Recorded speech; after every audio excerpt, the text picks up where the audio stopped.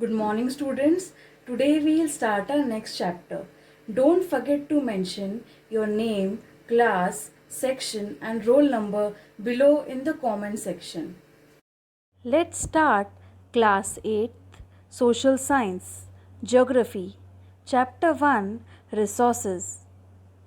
Nature has a large variety of rocks, soils, minerals, natural vegetation, and animals. These are called gifts of nature. We use these gifts of nature to fulfill our daily needs. Early humans were unaware of the utility of these gifts of nature. Therefore, they were fully dependent upon the environment.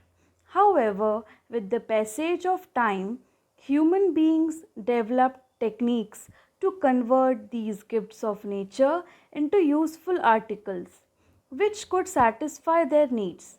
Thus, the gift of nature became resources. Resources refers to all the materials available in our environment which help us to satisfy our needs. These materials are converted into resources by value addition. Types of resources. There are different types of resources as you can see in the chart.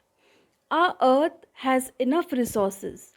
These are generally classified into natural, human made, and human resources. Natural resources: land, air, water, soil, minerals, natural vegetation, and fossil fuels are known as natural resources. Some of these resources can be used directly by us, that is, without any modification or processing. However, most natural resources need to be processed to produce goods fit for consumption. For example, air, water, and fruits can be used directly, but minerals have to be separated from ores. Thus, natural resources provide us raw materials which have to be processed into useful products fit for human consumption. Natural resources can be further classified on the basis of their origin, development, renewability, and distribution. First one, on the basis of origin. Biotic resources. Biotic resources are also known as living resources. They include plants, animals, and microorganisms. Some example of these resources are forest, agricultural crops, and wild and domestic animals. Most of the biotic resources have the capability to reproduce provided the environmental conditions are favorable. Thus, they are renewable. Then, second, abiotic resources. We get abiotic resources from physical or non living environment. Land, water, air, minerals, and power resources are abiotic resources. These resources can be exhausted by excessive use. Their total reserve cannot be increased by human effort. Thus, they are non renewable. Their usefulness depends upon their value and accessibility. These resources are in great demand for the development of industries. Now, on the basis of exhaustibility, renewable and non renewable resources. Renewable resources. Resources which can be renewed by reproduction are called renewable resources. They can also be renewed by physical, mechanical, or chemical process. Some of these resources are unlimited, like solar and wind energy. These are called inexhaustible resources. Their quantity is not affected by human activities. The biotic resources are also renewable. They can be renewed under favorable environmental conditions. Unfortunately, human beings destroy and pollute the environment.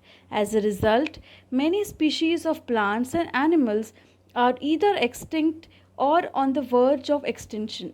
Water is the most important renewable resource, which is getting polluted due to human activities.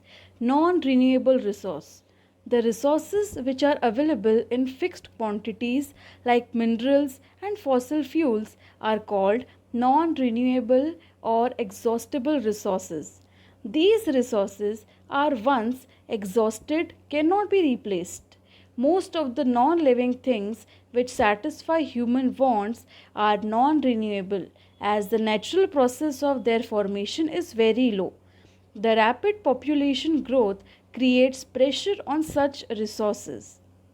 Then, on the basis of development, potential resource.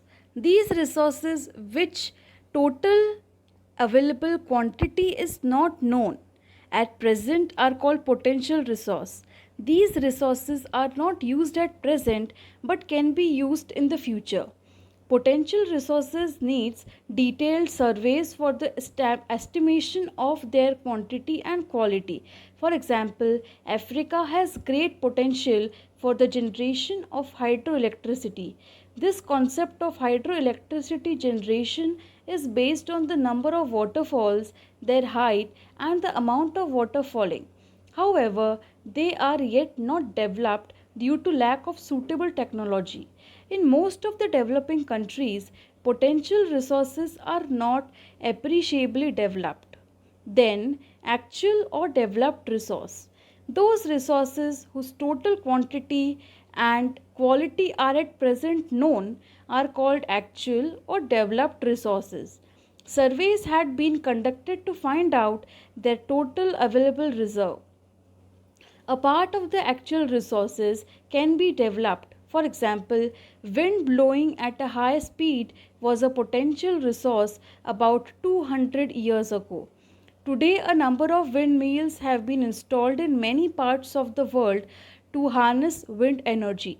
The windmills, such as in the Netherlands and Tamil Nadu, now generate electricity.